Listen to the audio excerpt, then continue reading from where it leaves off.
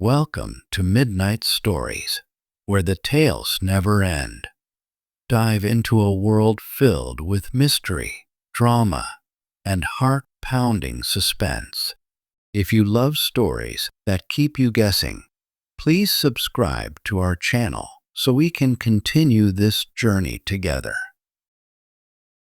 The Lead Masks Case. Two dead men, two lead masks, and a note nobody could explain. It was August 20th, 1966. In the Brazilian city of Niterói, a young boy was flying a kite near a hill called Morro do Ventum. It was an ordinary afternoon, until he saw something strange. Two men were lying on the ground. At first, the boy may have thought they were sleeping, but something about the scene was wrong. The men were dressed in formal suits. They were wearing raincoats, and beside them was something that would eventually make this case one of Brazil's strangest unsolved mysteries: two crude lead masks. The boy ran to get help. Soon, people began arriving at the scene, and what they found was disturbing. Two adult men were lying side by side on the hillside. There were no obvious signs of violence, no bullet wounds, no blood, no weapon, no visible injuries that immediately explained their deaths. But the men were not dressed like people who had come to the hill for a normal afternoon. Their clothing was formal, their watches were present, and their belongings suggested that whatever had brought them there had been planned. Near the bodies, investigators discovered a bottle of water, some towels, and a notebook containing instructions. The note was brief, almost absurdly simple. It reportedly contained a sequence of instructions telling the men when to take capsules, put on the masks, and wait for a signal. The final instruction was essentially, wait for the signal. But there was no signal, at least not one anyone could identify. And there was another problem. The two men were dead. Their names were eventually identified as Miguel José Viana and Manuel Pereira da Cruz. Both were electronics technicians from Campos dos Goitacazes. They had traveled to Niterói shortly before their deaths, and apparently they had known exactly where they were going. The question was why. Why would two ordinary electronics technicians travel to a remote hill wearing suits and raincoats? Why would they carry homemade lead masks? And why would they apparently wait for something that never came? The investigation had begun, but the strangest part of the story was still waiting to be discovered. Because the masks were not random objects. They appeared to have been made specifically for this event, and the note beside the bodies seemed to suggest that the two men had been expecting something extraordinary to happen, something they believed they could prepare for, something they apparently thought would happen at a specific time, but whatever they were waiting for never arrived, and whatever happened next left behind one of Brazil's most enduring mysteries. When investigators examined the scene, they began collecting every detail they could find. The two bodies were lying close together. The men had been carrying personal belongings, but the most unusual objects were the lead masks.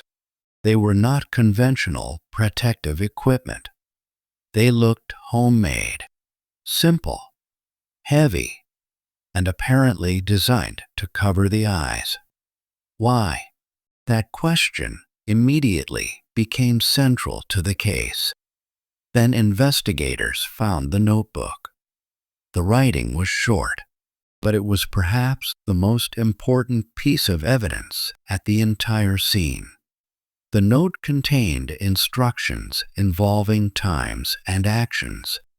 According to accounts of the case, it instructed the men to take capsules at a particular time, put on the masks, and wait for a signal. The instructions were strangely clinical. There was no explanation, no description of what the signal would be, no indication of who would give it, no clear explanation of what the capsules contained, and no final message explaining what had happened. Just instructions. Take the capsules. Put on the masks. Wait. That was it. Imagine finding that note beside two dead men. You would immediately ask, what were the capsules? Who gave them the instructions? What were the masks supposed to protect them from? And what did they believe was going to happen? The investigators had no easy answers, and the mystery became even stranger because the men's behavior before their deaths suggested preparation. They had traveled to the location. They had apparently purchased raincoats. They had acquired the masks, and they had gone to the hill together. This did not look like a random accident. Whatever happened. The men seemed to have expected it, but expecting something does not mean understanding it. The men could have believed in something that was completely false. They could have been victims of deception. They could have been experimenting with something they did not understand.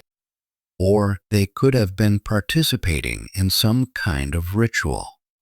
At this point, investigators needed to know what the men had been doing before they reached the hill, and that meant going backward, away from the bodies, away from the masks, and into the final days of the men's lives. Because if the answer existed anywhere, it might have been hidden in the journey that brought them to Morro do Ventum. Miguel José Viana and Manuel Pereira da Cruz were not known as criminals. They were electronics technicians.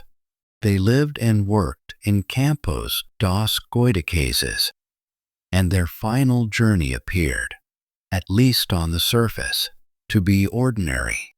But investigators discovered details that made the trip more complicated.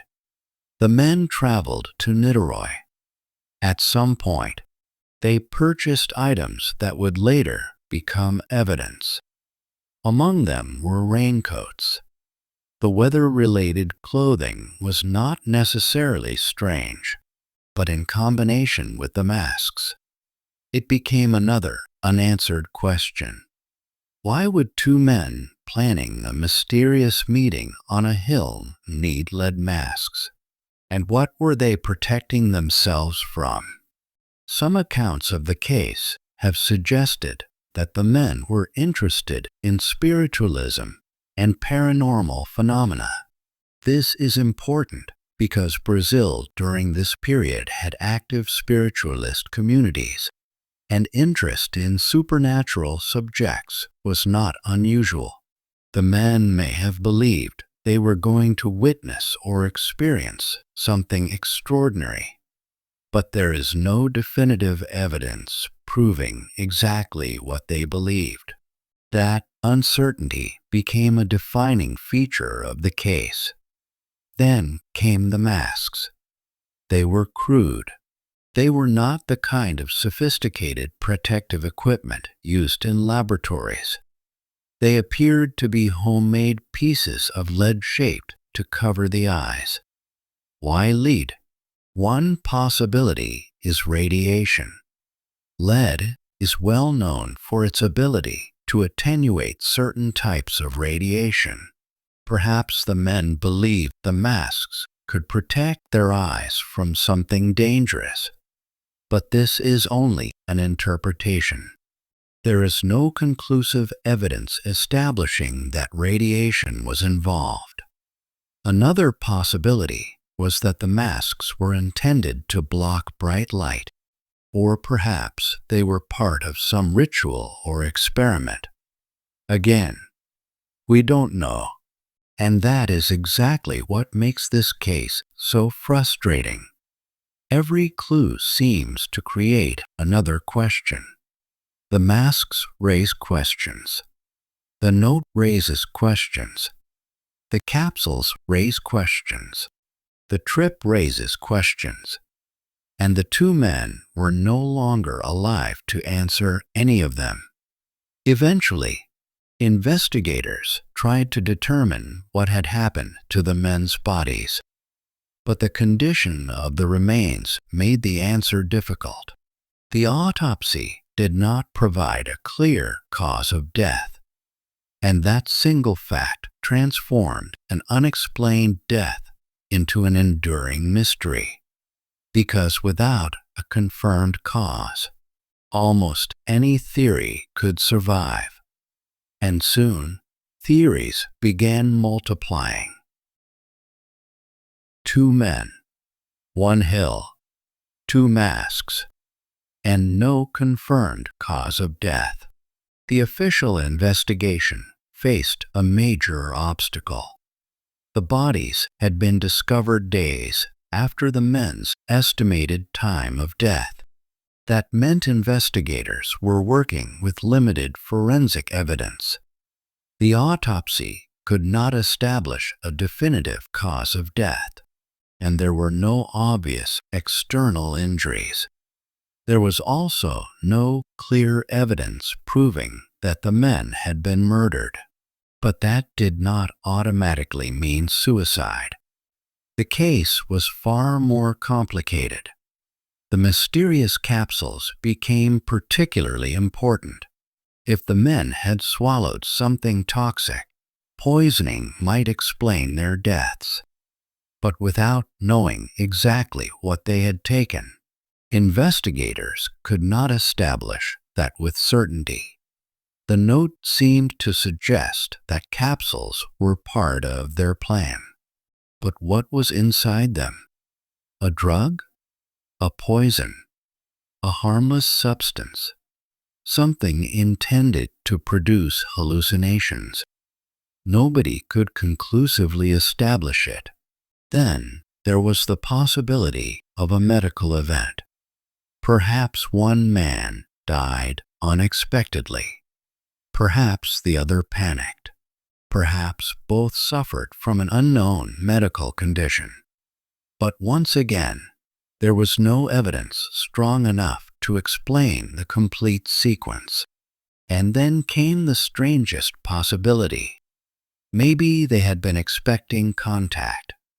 Contact with something they believed existed beyond ordinary human experience. This is where the case entered the world of UFO theories. The 1960s were an era of intense interest in flying saucers and extraterrestrial phenomena, and the lead masks seemed almost perfectly designed to fuel speculation. Two men travel to a hill. They wear lead masks. They take capsules. They wait for a signal. Then they die. It sounds like science fiction, but the deaths were real, and the objects were real.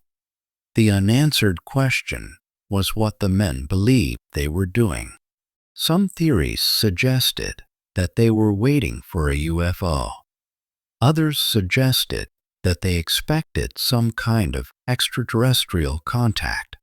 Some accounts have connected the case to supposed spiritual or occult beliefs. But there is no definitive evidence proving any of these explanations. And that distinction matters, because the mystery is fascinating enough without pretending that speculation is fact. The most honest conclusion is much more disturbing. We don't know what the men were waiting for. We don't know what the capsules contained. And we don't know why they believed the lead masks were necessary. But investigators still had another problem. If the men had been murdered, where was the killer?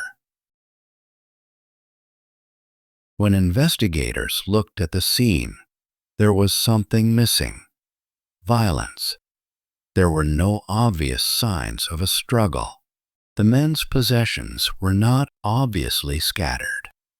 There were no clear wounds suggesting an attack, and there was no obvious weapon.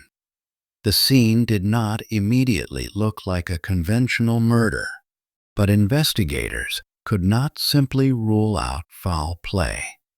Two men had died under unexplained circumstances, and their cause of death remained uncertain. The location itself was also difficult. Morro do Vintum was isolated enough to make the men's presence there unusual. If someone had wanted to kill them, the hill could have provided privacy. But there was no obvious evidence pointing to a murderer. That created an uncomfortable possibility. Perhaps the men had gone there voluntarily. Perhaps they had met someone. Perhaps they had been deceived. Or perhaps they had simply followed their own instructions.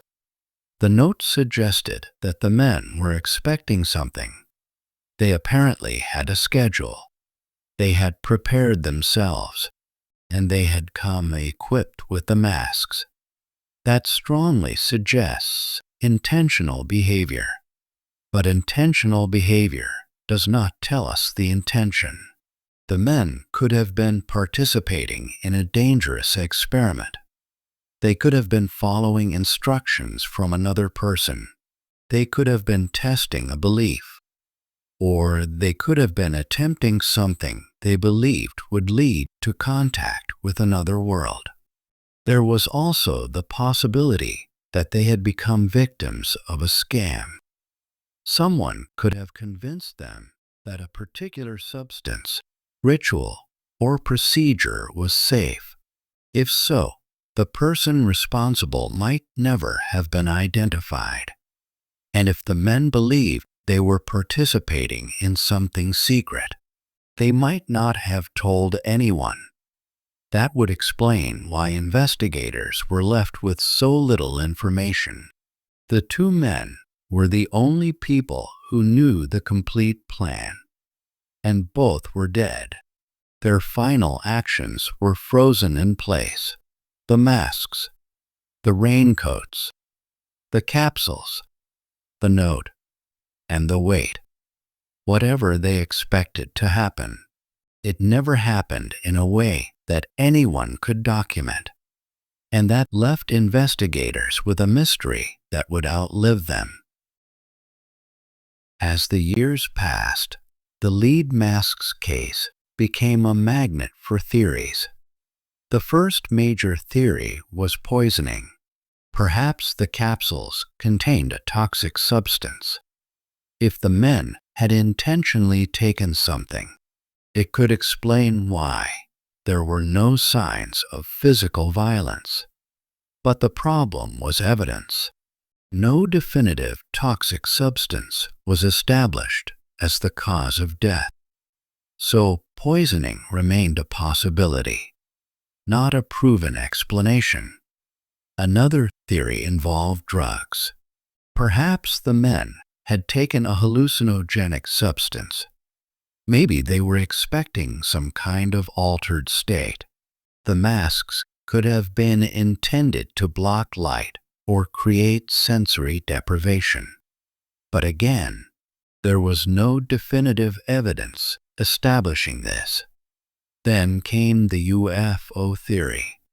According to this interpretation, the men believed they were preparing for contact with extraterrestrial beings. The masks were supposedly protection. The capsules were part of a procedure, and the signal was expected to come from somewhere beyond the ordinary world. It is an irresistible story, but it has a major weakness. There is no confirmed evidence that a UFO appeared. No verified signal was recorded. No extraterrestrial object was documented, and no reliable witness came forward with proof that the men were contacted. So the UFO theory remains exactly that, a theory. Then there are theories involving occult practices and spiritualism. The men may have believed they were participating in a spiritual experiment. Perhaps they expected to communicate with entities or receive some kind of supernatural message. Again, the evidence is incomplete. The masks remain the strongest physical clue, but even they cannot tell us what the men believed. A piece of lead can protect against certain forms of radiation, but that does not mean radiation was present. It can block light. It can become part of a ritual, or it can simply represent an idea that made sense to the people who created it. And perhaps that is the most important lesson of the case. The objects tell us what the men carried. They do not tell us what the men believed. The note tells us what they planned. It does not tell us why. And the bodies tell us that something went terribly wrong, but not exactly what. Eventually, the case became something more than an investigation. It became a legend. 2 men, 2 masks, 1 mysterious note, and an answer that seemed to disappear with them. More than half a century has passed since the 2 men climbed Morro do Ventum. Their names have faded from public memory, but the masks have not. They became symbols of a mystery that still refuses to explain itself. Miguel Jose Viana, Manuel Pereira da Cruz, 2 electronics technicians, 2 men who traveled away from home, 2 men who climbed a hill, 2 men who apparently believed something was going to happen. They prepared themselves. They carried masks. They followed a schedule. They waited. And then, nothing. No signal. No explanation. No final message. Only silence. Their deaths were never completely explained. And that is why the lead masks case continues to fascinate people decades later. Was it an experiment that went horribly wrong? Was it poisoning? Was it a suicide pact? Were they deceived by someone they trusted? Were they attempting some kind of spiritual ritual? Or did they genuinely believe that they were about to make contact with something beyond our world? We don't know. And perhaps we never will, because the 2 men who could have explained everything were the 2 men found dead on that hill. The lead masks remain. The note remains. The questions remain. But the signal they were waiting for never came. And maybe that is the most haunting part of the entire story. Not that 2 men died wearing strange masks, but that, in their final hours, they seemed convinced they were waiting for something. Something they believed would happen. Something important enough to risk their lives for. And whatever that something was, they took the answer with them. 2 dead men, 2 lead masks, 1 unexplained note, and 1 mystery that has survived for more than 50 years. The lead mask's case. Perhaps one day, the truth will finally be uncovered. Until then, the hill remains silent.